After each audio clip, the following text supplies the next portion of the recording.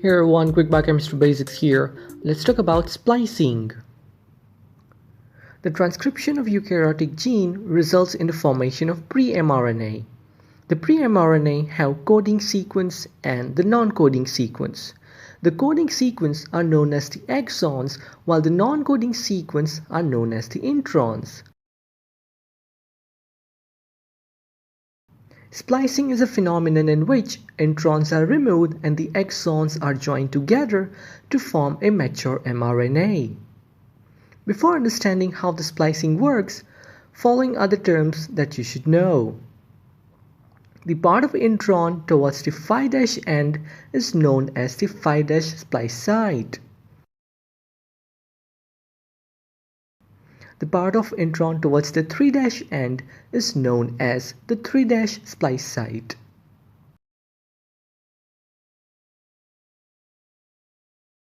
The exon towards the 5' end is known as the 5' exon, and the exon towards the 3' end is known as the 3' exon.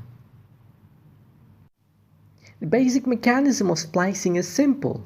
The phosphodiester bond between exon and intron at the 5' splice site is first broken, and the 3' hydroxyl group of the 5' exon reacts with the 3' splice site to complete the reaction. Now, depending on the sequence and the way in which splicing occurs, the introns are classified into two types, group 1 introns and group 2 introns. Let's see the splicing mechanism of group 1 introns. The group 1 intron folds itself in such a way that it can hold a guanine nucleotide. The guanine nucleotide is in its ribose form. The 3'OH group of the guanine nucleotide then reacts with the 5' splice site, and the guanine nucleotide finally attaches itself at the 5' end of the intron. This attachment of guanine nucleotide makes the 3'OH end of the 5' exon free. The 3'OH group of the exon then reacts with the 3' splice site. This joins the two exons and releases the intron, completing the splicing reaction. This splicing mechanism is also known as self-splicing mechanism, as no other proteins are involved. Let's say the splicing mechanism of group 2 introns.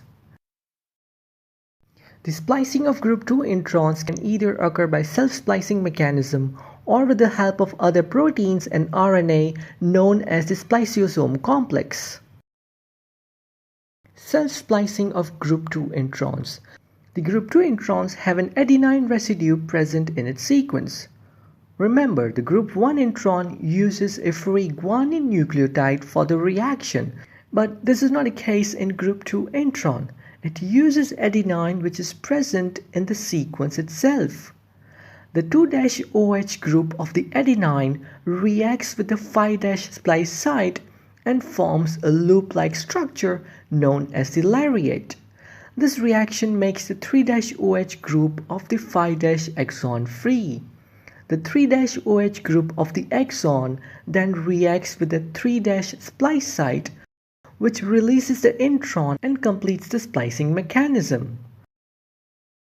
Now, besides self-splicing mechanism, the splicing of group 2 introns can also be mediated by other proteins and RNA, which is known as the spliceosome.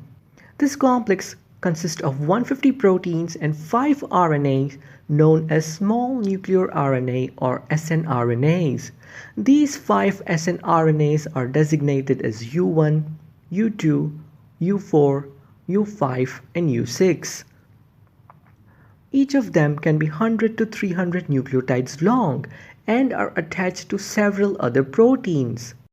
These RNA protein complex is termed as snRNPs or SNRPs, small nuclear ribonuclear proteins, and all of them together carries out splicing reaction. Let's say the splicing mechanism carried out by the spliceosome. In the first step, the snRNP U1 binds the 5' splice site. Next, U2AF, also known as U2 auxiliary factor, binds the 3' splice site. U2AF further helps other protein, known as branch point binding protein, to bind the branch site. The branch point binding protein is further displaced by U2SNRNP at the branch site. When U2 binds the adenine at the branch site, the adenine bulges out. Next, U2AF is released and U2SNRNP further recruits U5, U4 and U6 SNRNP.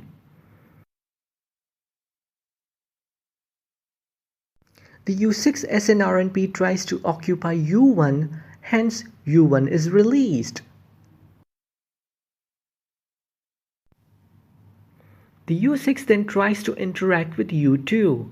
During this interaction, U4 is released.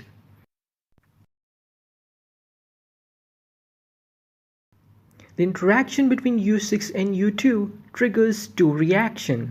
First, there is a formation of loop or the lariat by 5' splice site and the adenine at the branch site.